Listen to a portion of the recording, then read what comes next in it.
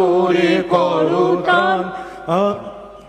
আরেকবার আরো না না ঠিক আছে আরো বেদনা দেখো না কোন পরেরটা ধরো। আরো বেদনা আরো বেদনা প্রভু দাও মোরে আরো চেতনা।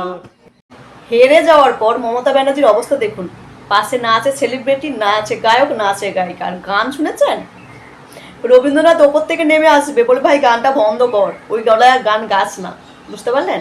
যখন ক্ষমতায় ছিল তখন নায়ক, নায়িকা, গায়িকা, গায়ক সব ঘিরে থাকতো, কে মমতা ব্যানার্জির পাশে থাকবে। আর যেই ক্ষমতাটি চলে গেছে, কারোর টিকিটই পাওয়া যায় না, কারণ সবাই জানে যে আর এখান থেকে কিচ্ছু পাওয়ার নেই। সবাই ছিল ধান্দাবাজি। জাস্ট মমতা ব্যানার্জির কাছে এসে রাজনৈতিকভাবে কিছু পয়সা লুটে নেওয়া হয়ে গেছে, বুঝে গেছে দলের আর মমতা ব্যানার্জির ক্ষমতা নেই, তাই কেটে পড়েছে। বুঝতে পারছেন তো? একেই বলে সময়।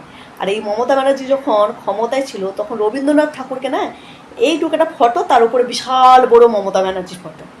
আর এখন পরিস্থিতি দেখুন, রবীন্দ্রনাথের ফটো বড়, উনি তার নিচে দাঁড়িয়ে আছে। একেই বলে সময়, আর একেই বলে অহংকারের পতন। বুঝতে পারছেন?